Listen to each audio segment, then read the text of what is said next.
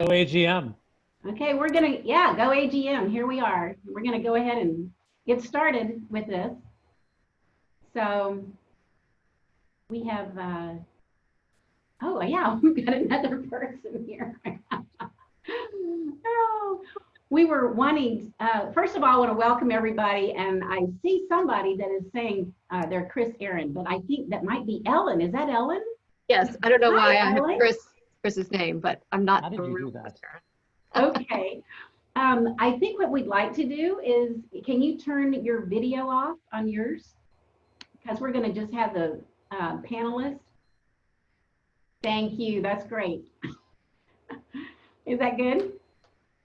Okay. Well, thank you guys for, I just want to welcome everybody, all the AGM members. I'm really glad that you've registered for this virtual lunch and learn, and with Kris Ahrend, Maurice Russell, and Monique Benjamin from the MLC. And we're really excited to be able to host them as the MLC team is forming and setting up offices here, well, in Nashville, but everywhere, I suppose.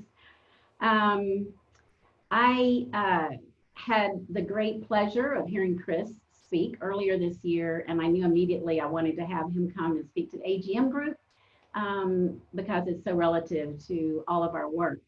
And we were happy to make this work for us as a virtual event this year, even though we've all been working under such unusual circumstances. So I'm going to go ahead. I'll introduce myself. You're probably going, who in the world are you? First of all, I'm Susan Hurd, and I'm the president of AGM this year. And I work at Music Services. Music Services is sponsoring this event for us today. And Lynn Lowe is here in the yellow. She's the president of Music Services. And Andy Rankins here is a board member and of the AGM. And she is also works at Essential Music Publishing and handles publishing administration there. And I did want to give you guys a little bit of a background just for what we're going to do on the Lunch and Learn. I'd like to just let you know that if you have any questions, and some of you have already submitted questions, which is fantastic, and we've given those to our panelists, and they will be answering them along the way.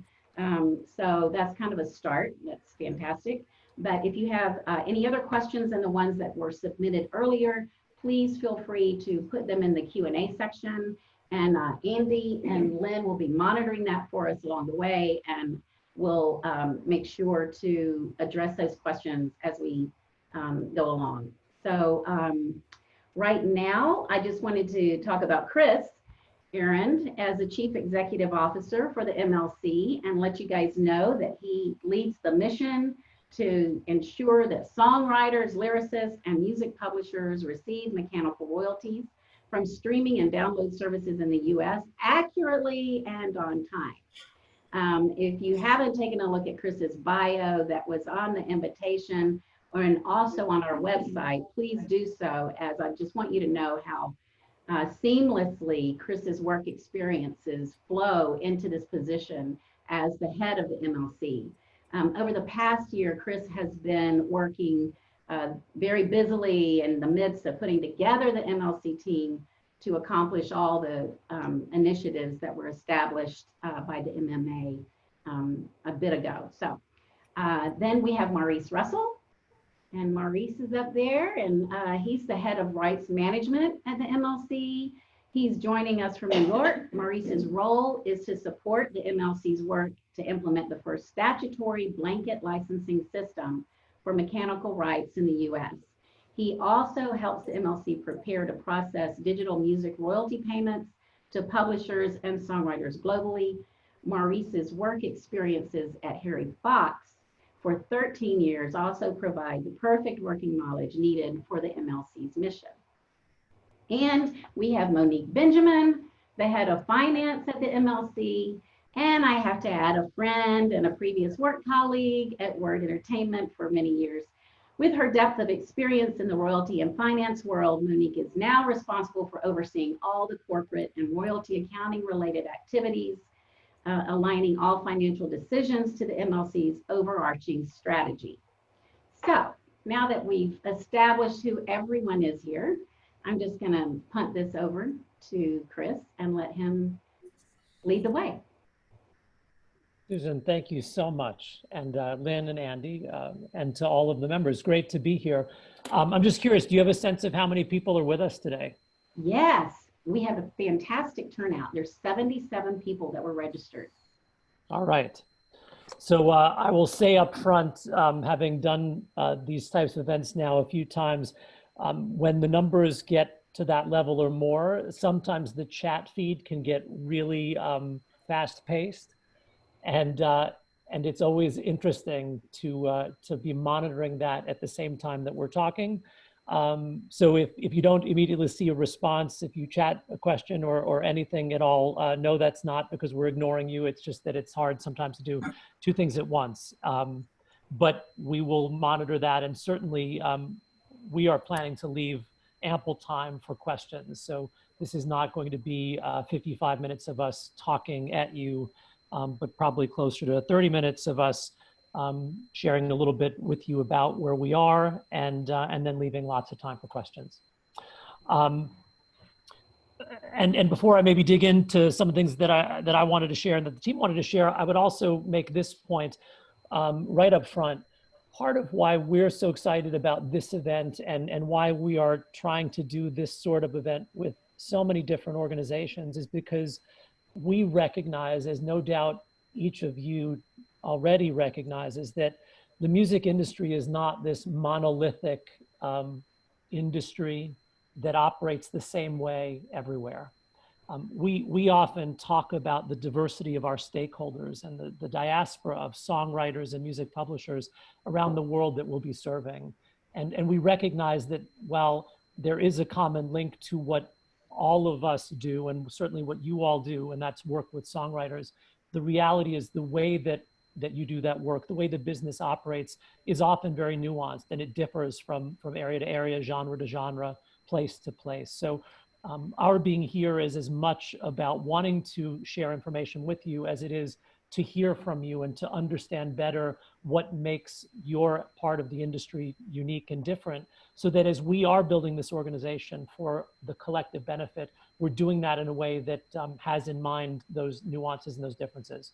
So to the extent that you can jump in and say, hey, it works a little differently like this in our part of the business, that's exactly the kind of feedback we want. And we're not going to pretend to know that, even though we do have folks like Monique on our team who have been a part of the broader Christian music industry.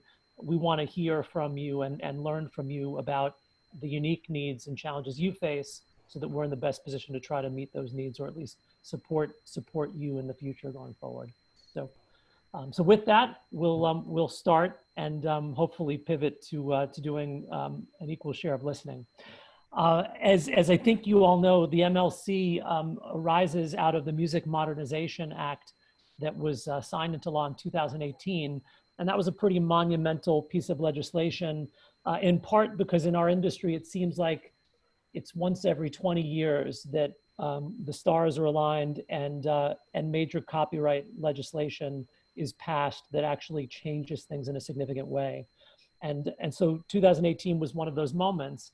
And there's a lot that led up to that, but maybe fundamentally and to oversimplify it, one of the major problems that the act sought to solve was the fact that there was this market failure around clearing and paying songwriters, publishers, administrators. The digital audio services, especially in a streaming model, now had the ability to receive and to make available to their consumers every recording of every song that ever existed. And yet they were not equipped to identify and clear the rights and then pay the people that needed to be paid, or at least they did not prove capable of doing that. So that fundamental failure spoke to the mission, right? Our mission is to make sure that your clients, you get paid accurately. That's our mission, because the previous situation was not doing that. And so in that way, we're here to try to make things better. And that's certainly a big part of what we talk about every day. We are hoping to make the industry better and to make this part of the process work more effectively for the recipients, in this case, again, the songwriters and publishers and the administrators that work with them. So that's fundamentally what we're about. And then the other point to note is we actually have a somewhat narrow remit in that we are here to administer a new blanket license that will be available to eligible services in the US in the digital audio space. So we are not going to be administering licenses or paying royalties related to audiovisual uses. We will not be administering licenses or paying royalties related to any physical uses, physical record sales. And certainly it's important to clarify, we are not a performing rights organization. So we will not be administering or involved in any way in the administration of public performance rights, the rights that ASCAP, BMI, CSAC, and GMR, among others, today administer. So we will be focused on a somewhat narrow but increasingly important part of the market, and that's the digital audio market, and specifically the mechanical licenses for that part of the market. So that's sort of the background. And in terms of that role, we'll begin to administer those blanket licenses on January 1st of next year, 2021. That's known under the statute as the license availability date. But of course, we are working now feverishly to prepare for that, and we'll share a bit more about that as we go. But once we begin administering those blanket licenses, then one of the primary things we'll be doing is receiving usage data from those digital audio services. That usage data will be framed around the sound recordings that are exploited on those services, and we'll be matching that usage data with the musical works data in the database that we are compiling. And by making that connection between the sound recordings and the musical works, we will then make the connection necessary to determine who on the musical works side should get paid. We will have the ability to also assist in administering some of the direct licenses that exist between services and publishers. And those direct licenses won't necessarily or automatically go away. So to the extent that a digital service has an agreement with a publisher to directly license their works, those licenses can continue. The law doesn't prevent parties from continuing to negotiate their own relationships. It simply provides a blanket license or a mechanism for securing a blanket license so that they don't have to do those direct deals.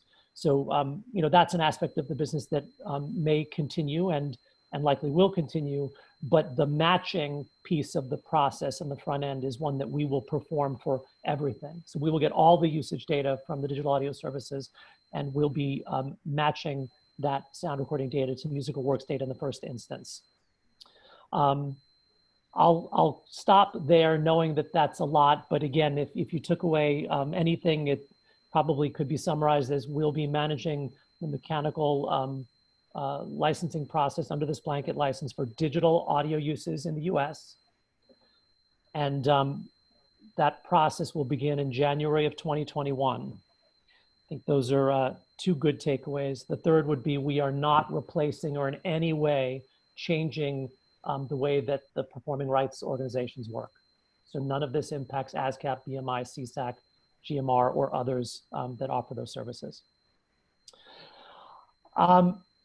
Turning to what we've been doing, when I joined in January, I was the second employee of the company. And needless to say, it's going to take far more than two of us to accomplish all of the things that we have to accomplish. So the first order of business for me was to begin to assemble a team to build the company. And that's what we've been doing. As we talk today, we have now 40 employees. So we have essentially hired 38 people in 6 months. We have largely filled out our leadership team, and Monique and Maurice are members of that leadership team. We have been operating fully remotely, as many of you have, because of the pandemic. And I'm happy to say that that has really not had a negative impact on our operations, in part because we have been operating largely remotely from the beginning. I think many of you will have faced a very different challenge than we did, and that is you were used to operating in person in an office or in some way that involved interacting with people. And for most of us, by the time we brought folks into the organization in March, we were already working remotely. So this is all we've ever known. And we have managed to build the team and operate quite effectively in this remote way. So we are fully remote and fully distributed, and managing to build the company without having that interaction. What's interesting is, although we, right now, most of our employees live in Nashville, and we expect that most of our employees will be based here where our headquarters will be, we do have employees in cities around the country, and we have a handful of people based in London. Maurice is based in New York, as an example. And we have other employees who are planning to be here, but they were somewhere else when the shutdown occurred, and so they're sheltering from home somewhere else. So again, as we operate today, we've probably got people in a dozen states around the country. And again, because we're operating virtually, that does not matter in any way. But we have made great progress. I would tell you that in terms of the areas of the company that we were focusing on, aside from starting with a chief people officer, because you can't build a team if you don't have an expert in hiring and building a team, we have focused on building out our customer service area, because we recognize that's a really important function for us. We are changing the way a significant part of the music ecosystem works. And doing that is going to require a lot of interaction with stakeholders like you. And we want to make sure that we have a large team of people available to interact with you personally, to answer your questions, and to help you troubleshoot through this transition process. We obviously have resources dedicated to technology as we build the platform on which we will operate. And we'll talk a little bit more about that. And then we have a number of folks working on outreach and education, marketing, things like this webinar, because again, a big part of what we need to do is to spread the word and let people know what we're doing and how that may change the way they operate. So those have been our areas of focus. I chuckle sometimes because I'm a lawyer by background, though for many years have been focused on administration as opposed to pure legal things, but we have yet to hire a lawyer. So that certainly shows where our focus is and isn't.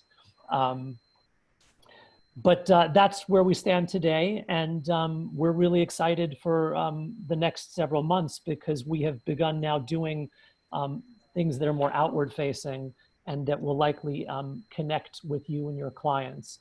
And again, we'll spend a little time talking about that. But I'm going to hand it off now to Monique for a moment, and she's going to tell you a little bit about, at a high level, our timeline, and then she and Maurice and I will touch on a couple of other key points that we think are worth stressing with this group. And then Susan shared some questions that were sent to us ahead of time, presumably from those of you on the call. And we thought we could go ahead and address those questions as a starting point for the Q&A. So with that, I'll hand it to Monique. We'll jump around a little bit and then get into questions. Great. Okay. Good afternoon to everybody. Lynn, Susan, and Andy, thank you for the invitation. We're excited to be here. I just wanted to cover a couple of things that are coming up in the next couple of months. Kris has talked about how busy we've been, just getting things up and running. But the next few months will be just as busy. So next month, we are rolling out the user portal that will give people an opportunity to register and to put in their musical works.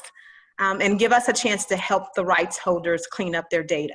So long before that very important date of January 1st that Kris mentioned earlier, we want to make sure that people are in the portal, they are operating in the portal, and they are loading their musical works.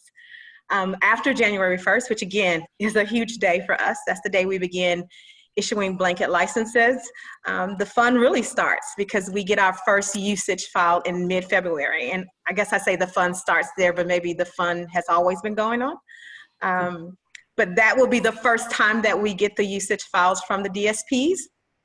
And then in April comes the moment of truth, because that is when we will issue our first royalty statements. And from the finance side of things and from rights holders side of things with Maurice, we're looking forward to that. That will be actually giving birth to the things that we've all been working on over the last few months. So some of those dates to remember: next month, The user portal will be rolling out. January 1, we begin issuing blanket licenses. February, we will receive usage files from the DSPs. In April, the beginning of spring, we're talking about royalty statements and money. So those are the key dates that we are looking forward to. So I will turn it over to Maurice because he has a couple of things he wants to share regarding membership.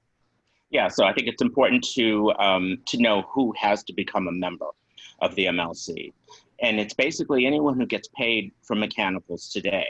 So that would include publishing companies, rights administrators, foreign CMOs, I think would definitely be included. Songwriters to the extent that they are self-administered. It's important if there's any question about whether or not you should become a member to contact your publisher, your administrator, your CMO, foreign CMO if you have one, or your lawyer. If anyone else is authorized to administer your works, they should be the ones that should be acting on your behalf as members in the portal. Any questions? Sorry. No, you're good. Yeah, I would just say for this group, again, assuming that many, if not all of you are administrators, the question of who is a self-administered songwriter is a tricky one, in part because it really depends on the specifics of each songwriter's administration setup. And so we're trying to frame our talking points around that question by suggesting a series of questions that songwriters can ask. And those questions are often then followed by the encouraging suggestion to contact the people you work with. So when we say, you should ask, are you working with an administrator today?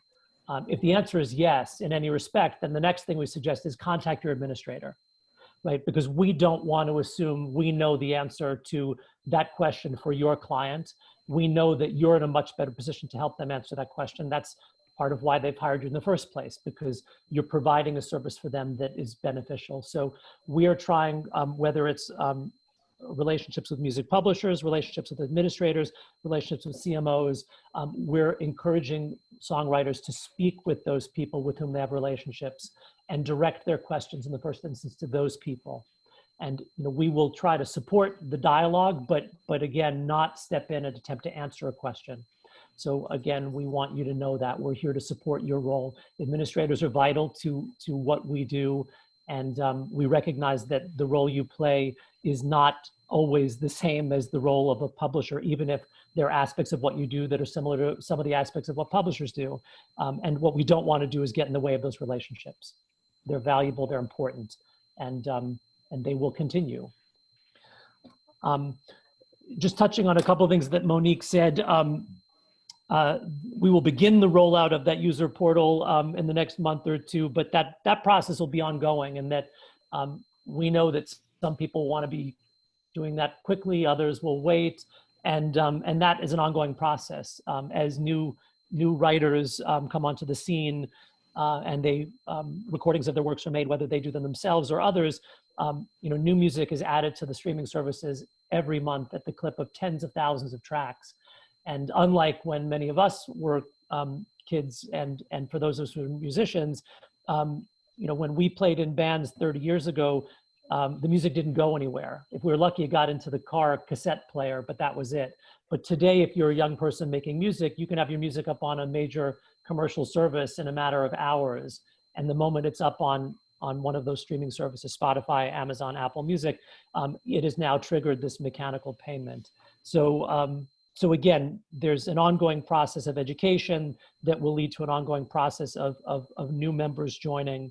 And again, the process of connecting people to our portal will begin in the next month or two, but it will continue throughout the fall and into next year and forevermore.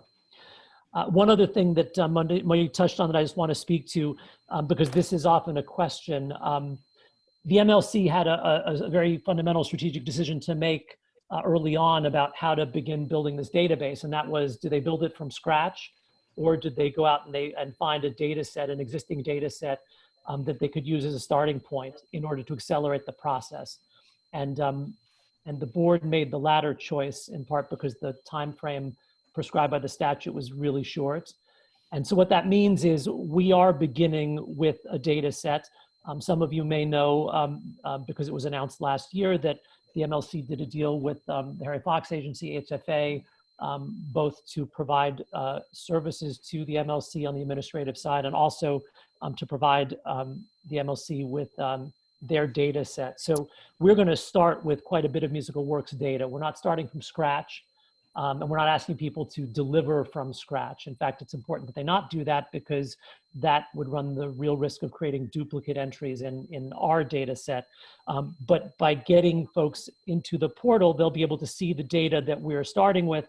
That data is very much a starting point. And then from there, we will be working with rights holders to review and hopefully correct issues with the data to get the data in better shape. And Maurice will touch on that in a moment. One of the first things that we've done to help you in that way is both quite simple and quite innovative. So maybe Maurice, I can hand it back to you, and you could even touch on that, that initiative of data. Yeah, I think it's a really interesting initiative. The MLC is very committed to improving the quality of data. And one of our first efforts in that area is the Data Quality Initiative, which you may have heard about recently, and it will allow participants to compare their data with our data so that they can identify discrepancies and to take whatever action is necessary, be it adding songs or providing updates. And it's something that no other CMO is doing. It allows you to focus on just the discrepancies as opposed to looking at the entire data set. And it's not a one and done. It's an ongoing thing. You can always level your data with the MLC's data. And what's cool about that is, you know, so many of the customer service inquiries that we have to do with places where our data is not aligned. So to sort of be in pretty much real-time alignment most of the time really puts us in a good position for success and paying publishers accurately and quickly, which is what we intend to do. So on that note, I just saw, I was looking at the chat, but in the Q&A, there were a handful of questions that I may have just addressed, but looking at Dan's question, if we elected to have HFA send you our database of songs, will we need to do anything else besides verify the information in the user portal? No, that's what you'll do. Though again, the election with HFA was to share account data and financial data. Musical works data will be there. We will have that already. That's the public data. Yeah, once you get access to the portal, you'll be able to see your data. And then by participating in this data quality initiative, which will be an ongoing initiative, you'll have the ability to submit and compare data, your data with the data in our data set and see the discrepancies. And that we hope will help you then to hone in on those discrepancies and determine the right way to resolve them. I want to again make sure I'm keeping up because something just shifted. As a publisher with an administrator, will we also be able to set up access for both? This is Jonathan. I think if I understand your question, the answer will be yes. Each member can have multiple logins and there are different roles. So at a larger publisher, there might be some people who have access just to the musical works portion, but a smaller group of people that have access to the financial information.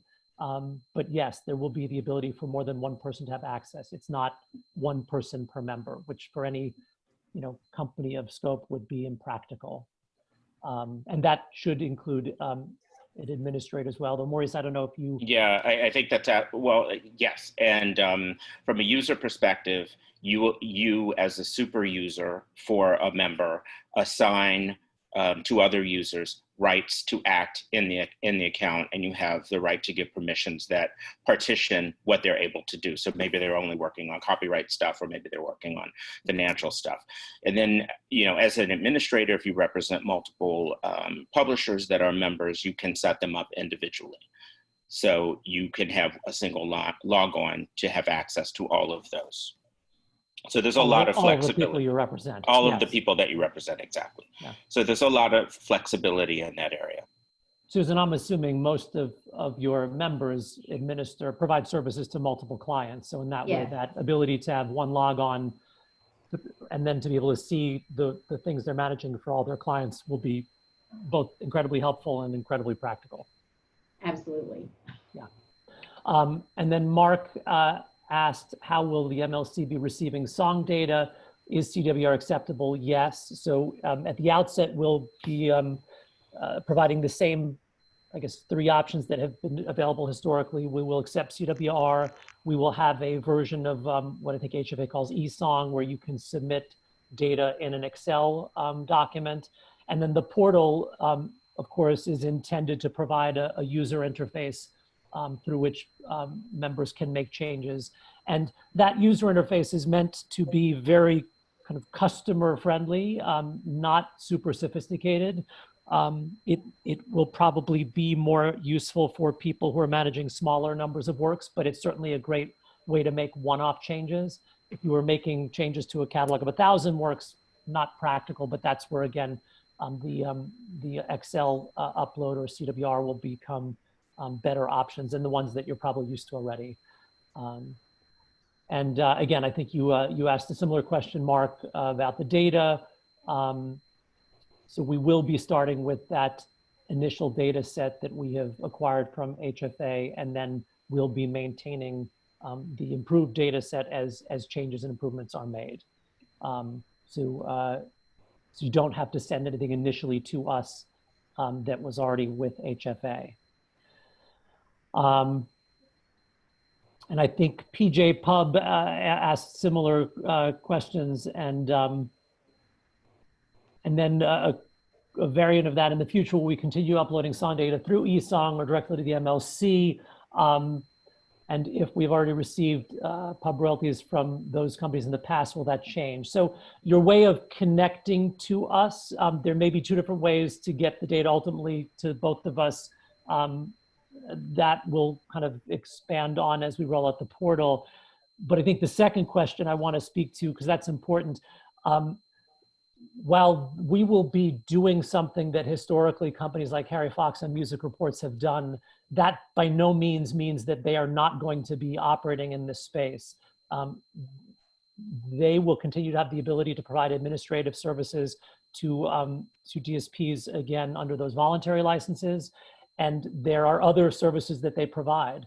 There are other rights that they administer that we can't administer by law. So by no means are we replacing anyone in the market fully. And our hope and expectation is that companies that have operated in this space will to some degree, continue to modify their service offerings around what we're doing. Because in the areas like data quality, I think there are real opportunities now for service providers, both existing and new, to begin to lean in and help clients improve the quality of their data to a greater degree. And that could be an opportunity. So if you have been receiving royalties from those companies, none of this means that will stop automatically, at least. It is very possible that they'll continue to be paying you royalties into 2021 under some of those voluntary arrangements. Are we finding new royalties that these 2 companies are not receiving? That's a great question, and I think an important one, because the answer is I think yes. Because there will now be a blanket license, what should change is that we will receive whatever money a digital service can't administer directly. Whereas in the past, those services would hold that money. If they didn't know who to pay, they would hold it. So we will receive all of that, and we will then be doing the work to match all of the incoming activity with musical works data. So that should long-term ensure that more money gets through the process, as opposed to not even getting as far as us or you. Maurice, I'm going to hand it back to you just to touch on costs, and then we can come back to some of the Q&A that's continuing to build. But I think the cost point is an important one for folks to know as well. Yeah, I think Monique, you were. Oh, sure. Cost. Yep. So costs for publishers and writers is actually a good one. I like this one. It's a free service to publishers and writers. The MLC is fully funded by DSPs, which means that 100% of the royalties we receive, we pass through. So there's no cost to publishers or to writers. Again, 100% of royalties we get, we pass through, and the DSPs are funding our operations 100%. That doesn't mean that there's literally nothing to do, because obviously interacting with us involves work, and you're all here because you provide a service, but our operating costs do not get deducted from the royalty flow. And that makes us unique as a collective management organization. To our knowledge, every other collective management organization in the world funds their operations out of the royalties they receive. So essentially they deduct an administrative fee. And by law, we are not allowed to do that.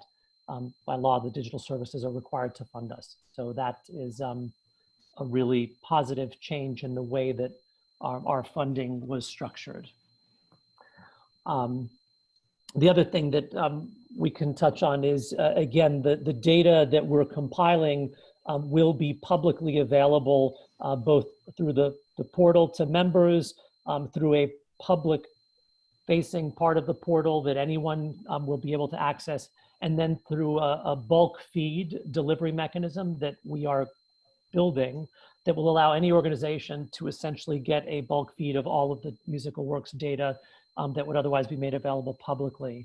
So in that sense, it's not our data, it's your data, it's public data. And we'll be maintaining that public data set, but it is not proprietary, and we are not allowed to profit off of that. The only thing we can do is charge a marginal cost to recover the costs of the bulk feed, and we expect that that will be nominal. That is not a profit-making venture. We're not allowed to make that a profit-making venture. So again, another one of the real innovations of the law is that this musical works data will now become public data. And that's really, I think, why it's so imperative for rights holders to be invested in both reviewing and maintaining the data, because it is ultimately your data, it's not ours. We're here to facilitate the process of maintaining it, compiling it, but the hope is that that data will not only be used by us for administering the blanket license, but it will begin to be used by others in the industry as well, and that should deliver additional benefits to rights holders beyond the work that we do ourselves. We had some other questions that, Susan, you shared with us, and I'm just going to check in on the Q&A to see if there's anything that speaks to Christopher Stebn had a question. The rollout, we're still working through how that will work, and it will be to some degree managed. We're not just going to say on a particular day everybody can show up, and that's because we want to make sure that we're both managing the influx of people effectively and then addressing questions. And not having done this, we don't know what the questions will be. So there will be a process, and it will be done sequentially. And as we see what our capacities are bringing more folks on, we'll bring more and more. We're certainly looking at that pool of people who have opted in as a starting point. So yeah, again, more to follow on that, but the expectation is that we will get everybody in the next few months that wants to be in. That's certainly the goal.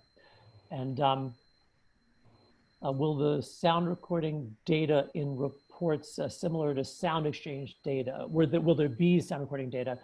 Part of what we're doing is matching sound recording data to musical works data. So there will be sound recording data in the database that we make available. Whether that will be similar to sound exchange data, it depends, I guess, on what you mean. Will it be exactly in the form that they've presented it? Not necessarily. You know, we're trying to get in the regulatory process the original data that sound recording companies put into the market when they deliver their usage data to the DSPs. We know that digital services modify that data for marketing purposes, so it may look a little different.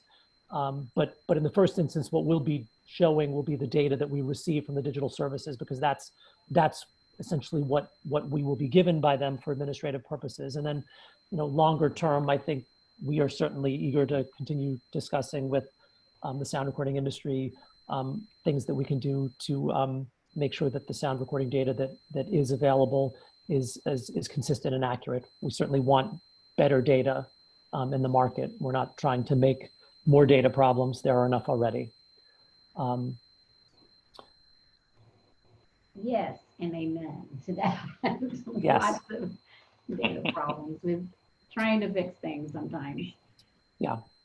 And then I just see again, the starting point is a one-time transfer, Matt Lopez, and that, you know, from that point, then we're managing that data set and adding to that based on what people change. So the goal is not to be pinging back and forth so much as to then build off that data set on our end. And will we pull sound recording data from Sound Exchange? That's something we're open to, but that's not something that currently the regulations envision. And of course, Sound Exchange is a different organization, a private organization. So it'll just depend on whether there's an arrangement there that makes sense. But we don't need the Sound Exchange data to perform our obligations under the statute. What we need is the usage data from the digital services, because again, that's the data that's attached to the revenue, the royalties that they'll be paying us. And that's fundamentally what we need to do. We need to connect that data with your works data or the works data of your clients in order to know how much to pay you. And right now, Sound Exchange data is not tied to any usage data of any kind. It's a data set that exists separate and apart from the usage and the mechanicals being paid. There's one other question, Monique, about statements. As Monique mentioned, the first statement's coming out in April, should be forecast on a quarterly 30-day basis going forward. From a blanket standpoint, we'll be accounting monthly.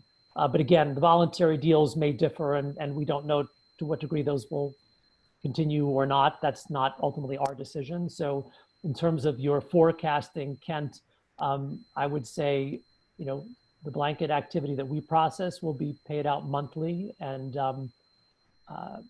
that's probably the guidance that I can give. And the direct deals, again, it'll depend on how those are currently being administered and the extent to which they continue. And then PJ Pub, is it possible for MLC to collect for you from other sources? And you've kind of mixed a few. Again, we cannot collect audiovisual royalties from services like YouTube. That's not within our remit.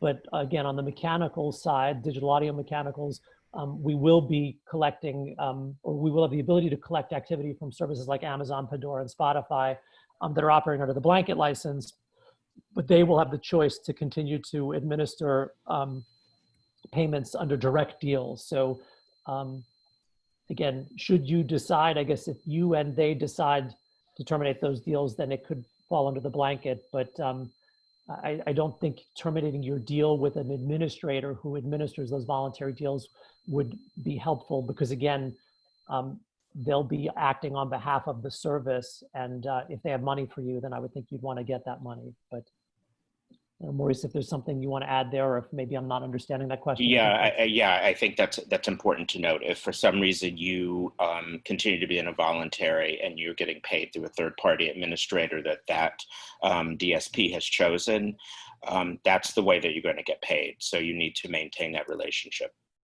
Yeah, we don't want you not getting paid. Maurice, do you want to turn to some of the questions that we got? We can keep monitoring all of this. Sure. The first question I see is regarding melodies, samples, and interpolations, which is basically sound recordings that embody multiple copyrighted works. And I think let's just call those composite works for convenience. And I think the question is whether for a given sound recording use that is a composite, is there an authorized composite work that can be matched and licensed for the use? In some cases, that does occur. The sound recording is created. Let's say the label goes out to the publishers, they make arrangements, they create a new song, and that's the song that gets licensed. Those would be licensable the same way that any other authorized work would be under the compulsory. However, there are cases where there are sort of ad hoc composite recordings that get made and they're not necessarily cleared. They put up on the services and there's not necessarily a corresponding song to license. And it's a problem that I've encountered a lot and talked to a lot of labels and publishers and DSPs, and there's a lot of head scratching. It's something that the industry still needs to work out. But I think one of the important things to note is with the MLC, all of the data is in one place. So for those sound recordings that are not likely to match, they'll wind up in the unclaimed bucket. And all of the unclaimed, unmatched, unclaimed usage will be available to publishers on the portal to review and to claim. So just being able to go through and see and identify potential places where you might have rights in one of these composite sound recordings, I think is a step forward, because it allows you to identify them and to take steps to try to clear it if you can. Yeah. In some ways, it's similar to a related issue, and that is, where are the disputes? The MLC is not the arbiter of disputes. We will not decide what splits are where there's disputes and splits. We won't decide who the right owners are if there's a dispute over ownership.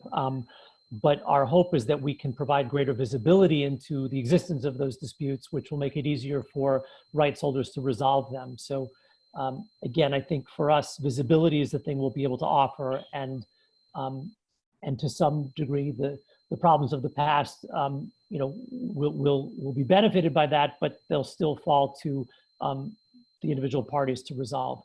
And I think that is important because it's also appropriate, right? You don't want someone else deciding those things for you unless you decide to go to a court.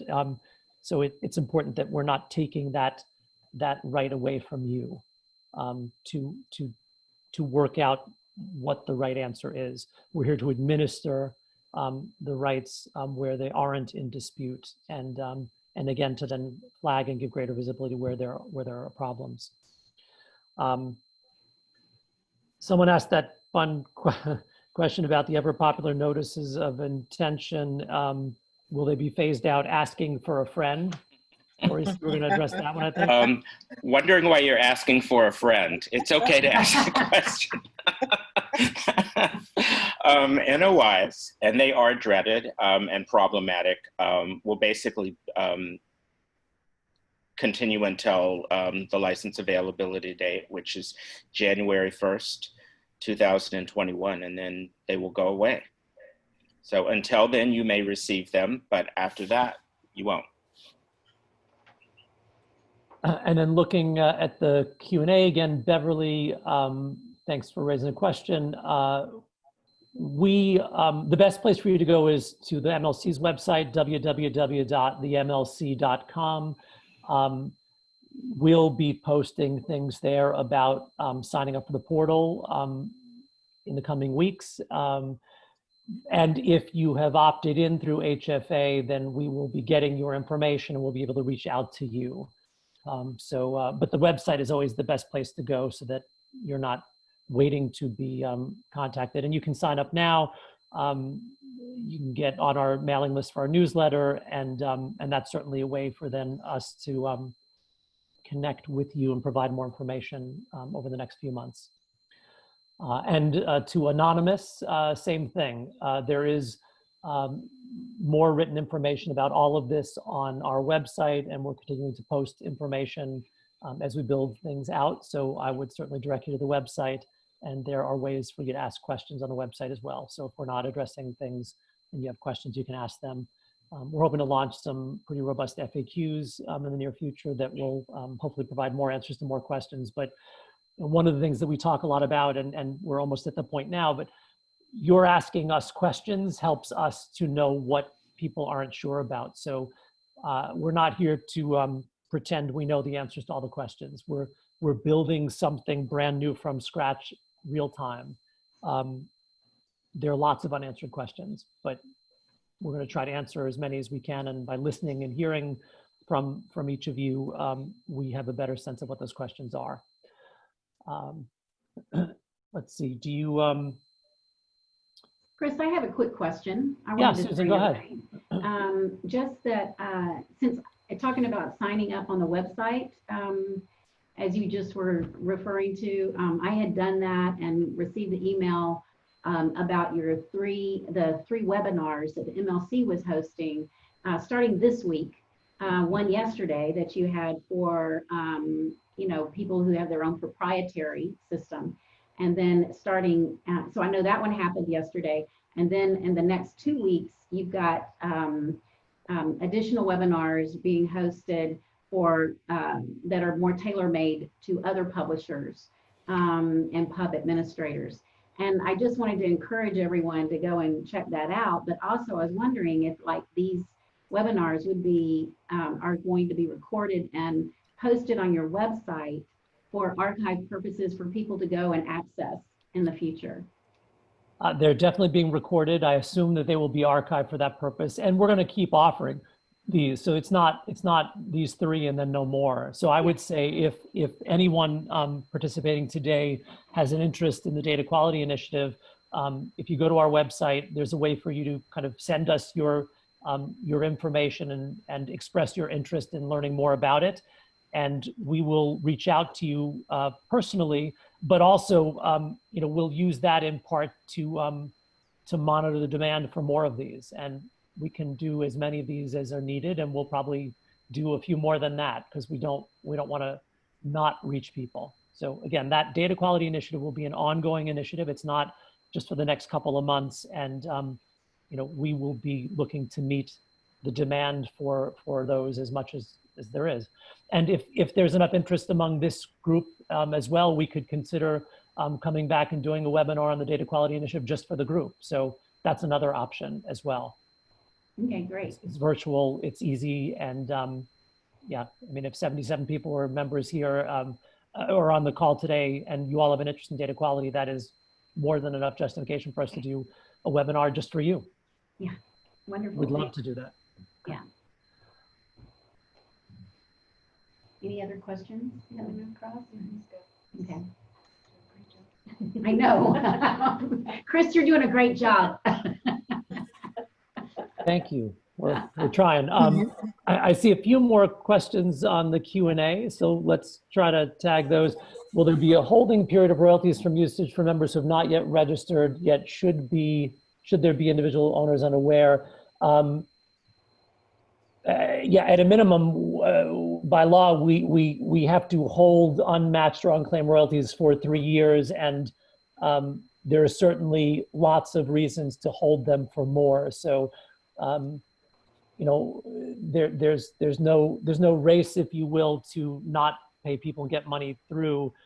It's quite the contrary. So yeah, we've got 3 years ahead of us at a minimum where we're going to be continuing to do as much education and outreach as we can to make sure that folks who are entitled to be paid know how to connect with us to get paid. And that's another area as we get up and running where we can continue to partner with you and your organization, because how many people that is may not be knowable, but we can certainly, make sure that we've connected with all of your members and answered that question. If we can do that with all of the organizations that are out there, then, one organization at a time, we can make sure that we're connecting with everybody who needs to be connected. It's very much a think globally but act locally kind of dynamic. We accomplish that really large goal by connecting with people one at a time. Maurice, Chris, I think it's also important to note, yes, that unclaimed usage, unclaimed money continues to be reprocessed. So we're going to keep trying to match it on an automated basis. And as I mentioned before, it's available to you in the portal to go in and claim. So it's not like it just sits there and we're waiting for that black box distribution. It's there, and part of playing your part is, and that's our sort of branded approach to having our members play their part in engaging with the data and registering their songs and keeping their data up to date, and also claiming the usage that they're entitled to. Also worth noting that while that money is in that unclaimed status, it does earn interest. I have a question to add on to that. So if there's 2 publishers and only one publisher has claimed their 50%, you will pay the 50% that's claimed, or yes. You're gonna, okay. Yeah. Yeah. And then I think the answer is somewhat is similar. Christopher Stedman, disputed copyrights. We will hold those revenues. And Maurice, I don't know, is there a time frame on that? There is a under the statute, there's a committee that's set up called the Disputes Resolution Committee, and they have established a policy that is going to be implemented in the portal, and you'll be hearing more about that probably early next year as we roll that functionality out. But it's basically a series of steps. So it starts with an overclaim, and it starts with the parties trying to work it out. And if they can't work it out, it can escalate to a dispute. And at the point that it gets to that level, that's when money starts to be held.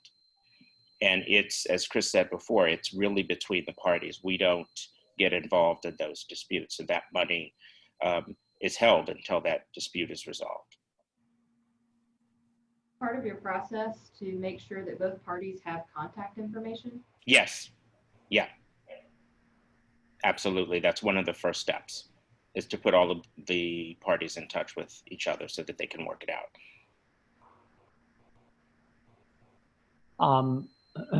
Adam, will MLC earnings come from DSPs who are not already paying through music reports, HFA, et cetera?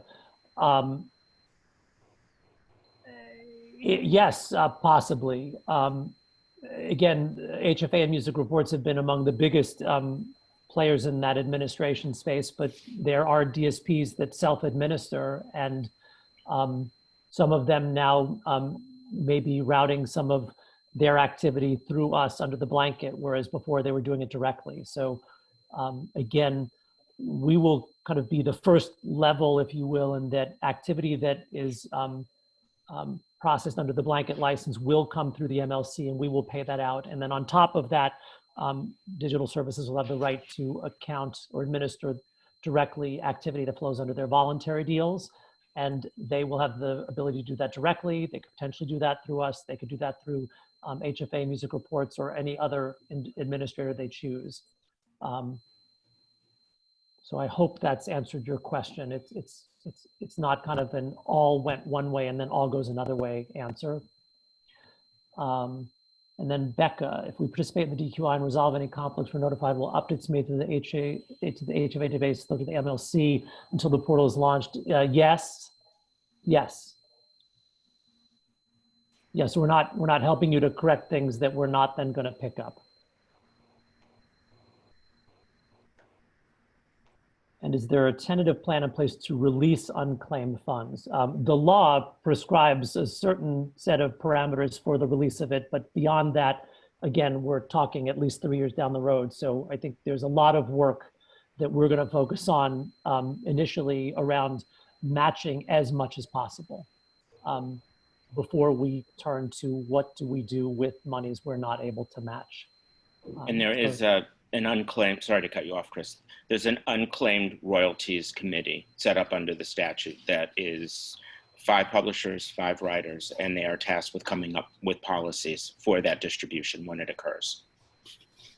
There's also a copyright office study right now that is about to kick off, where they will be soliciting from the public ideas around best practices for managing unclaimed funds. And that process is intended to solicit and then surface as many good ideas as possible. So, we intend to listen and then, consider how to incorporate all of the feedback that comes out of those processes. And all of that will happen before we get to the point where we finalize any plans. So, again, I think one of the interesting things about what we're doing, and it's often not as easily appreciated depending on where you are, but we're not only building an organization, but we're building a process, and we're doing it in order. So, in February, the first thing we had to do was figure out how to hire people, right? And that's the thing we needed to do in order to do the next thing. So from the perspective of the works data, the first thing we have to do is create the data set and then provide members with an ability to access the data set. And then we want to give people the ability to see where their data doesn't agree with our data, so they can address those discrepancies. Then we have to begin administering the blanket license. Then we'll begin collecting mechanicals and processing the mechanicals. And in that way, we're sort of taking things in the order that they logically have to happen, and also the way the statute prescribes it. So there's a lot more left of the story that still has to be written. And we're going to continue to try to write that story with your help and your input, and the help and input of all of the stakeholders that we serve. And that will be an ongoing process for the next several years, and then, you know, beyond that in perpetuity. So January is the starting point. That's sort of the beginning of the race. And from January 1st of next year on, the race, the process continues indefinitely, and we will continue to try to make it better from there. But everything up until now is really about getting to the starting line and then starting in January. Well, we certainly appreciate you guys joining us today. We just are so thankful for your time and all the information you shared with us. And I hope that we can have you come back and maybe do this again. We would love that. Yeah, that'd be Whether great. it be for data quality or in general, we'll make this not a one-time thing. And as I said again, we would really love to hear not just the questions, but also the things that make your work in the gospel music space, the Christian music space, unique and different, because those are things that only you can tell us. So please don't hesitate to share with us the nuances you perceive in the way your part of the business operates, so that we can be cognizant of those nuances and thinking about you as we build these solutions for everyone. All right. Well, thank you so much. Really appreciate you guys, and everyone have a great rest of your day. Thank you. Thank you. Bye. Bye-bye. Thank you.